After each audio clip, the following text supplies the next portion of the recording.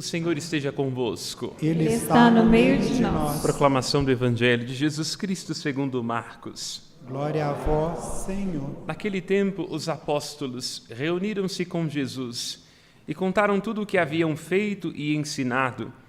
Ele lhes disse: vinde sozinhos para um lugar deserto e descansai um pouco. Havia de fato tanta gente chegando e saindo que não tinham tempo nem para comer.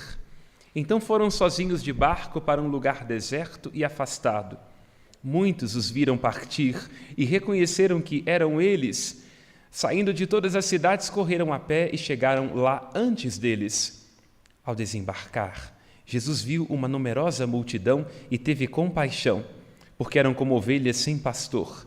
Começou, pois, a ensinar-lhes muitas coisas.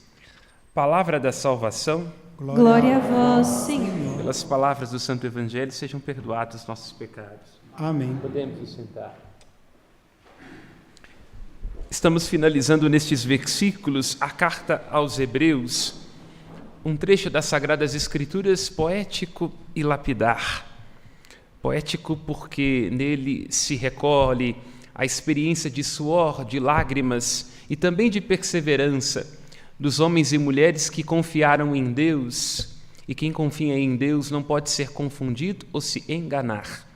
E lapidar porque a carta aos Hebreus nos brinda de expressões que tocam profundamente o nosso coração, dando a conhecer aquilo em que cremos. Destaquemos uma delas onde se diz que o Cristo é o autor e o consumador da fé. A fé se inicia como uma experiência de encontro com Jesus e se consuma nele. Ao mesmo tempo também pensemos na carta aos Hebreus, quando se diz que Cristo é um sacerdote que é capaz de interceder por nós porque sabe o que significa ser homem, todo cercado de fraquezas. O que nós vemos concretamente neste trecho do Evangelho de Marcos, onde se diz que o Deus a quem rezamos e que amamos é capaz de sentir compaixão, que é das coisas mais finas do mundo. A compaixão não tem a ver com dinheiro, não é alguma coisa que se conquista com muito estudo, não diz respeito a algo que a gente se convence na mente. A compaixão é própria da nobreza da alma, não é? Somente uma pessoa que está ao encontro de si, dos próprios sentimentos, que sabe onde o calo aperta, é menos julgadora, menos cheia de si, e se deixar afetar pelos outros, é capaz de sentir compaixão. A compaixão, o sentimento, está das coisas mais finas do mundo, mais do que a elegância, mais do que a etiqueta, mais do que qualquer conhecimento. O autor da carta aos Hebreus, neste último capítulo, diz: por meio de Jesus, ofereçamos a Deus um sacrifício perene de louvor, um sacrifício que é fruto dos nossos lábios, dos lábios que celebram o seu nome. É interessante destacar isso. Por meio de Jesus, a carta aos Hebreus esclarece: Jesus é o mediador, é o caminho, como se fosse o trilho de um trem, sem o qual nós não podemos chegar a Deus. Por meio de Jesus, então, nada sem Jesus. E nós, na nossa sensibilidade católica, acrescentamos, né? E tudo com a Virgem Maria, não é? Porque ninguém melhor para tomar em nossas mãos neste caminho, seguindo a Jesus. Ofereçamos a Deus de modo contínuo, perene, a todo tempo e lugar, um sacrifício de louvor. Cito aqui, não por preciosismo, mas para entendermos o que é essa expressão. Em primeiro lugar, quando nós vamos ao grego, quando se fala deste sacrifício de louvor, se pensa num logike latreia. No latim se fala de um sacrificium laudis, ou seja, no grego, um culto que é do pensamento, é da interioridade, né? Logos é um culto da palavra, e no latim um sacrifício que é de louvor. Por que é importante ir às etimologias? Porque aqui, na carta aos Hebreus, se está desmentindo uma interpretação presente no Antigo Testamento e que pode ser também a nossa, que na nossa relação com Deus, o que mais importa são as coisas que nós oferecemos para Ele.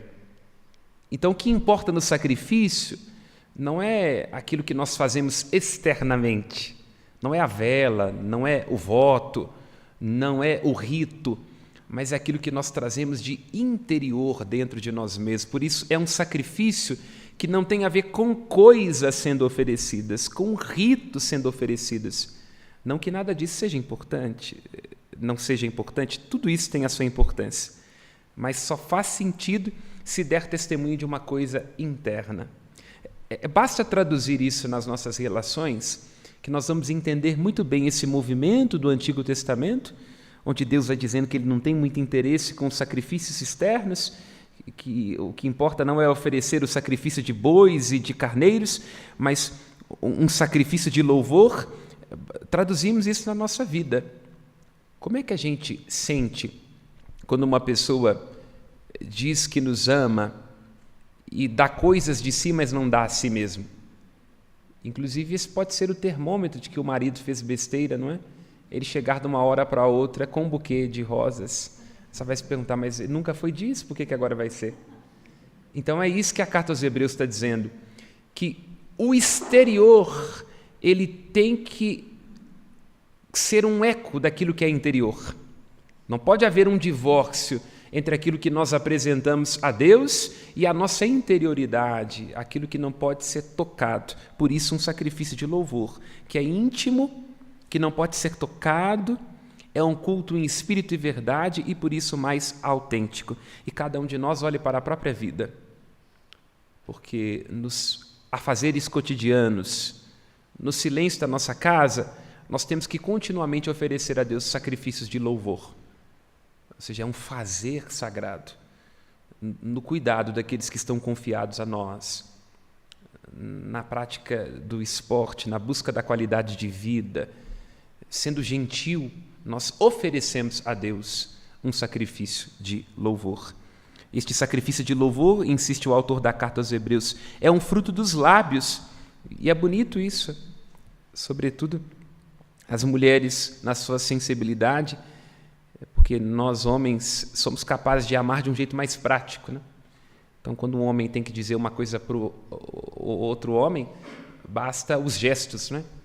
Mas as mulheres, sobretudo nos momentos em que tem que dizer alguma coisa mais séria, diz assim, mas olha para mim, ou presta atenção no que eu estou falando, é isso, está entendendo?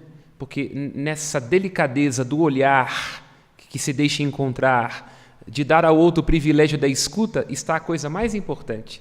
Porque não dá para conversar com alguém sem dar a essa pessoa a atenção do olhar e da fala. Assim também, o nosso culto a Deus, o sacrifício que oferecemos a Ele, pede esta delicadeza do sentimento e da fala. Por isso, o sacrifício de louvor é o que mais importa.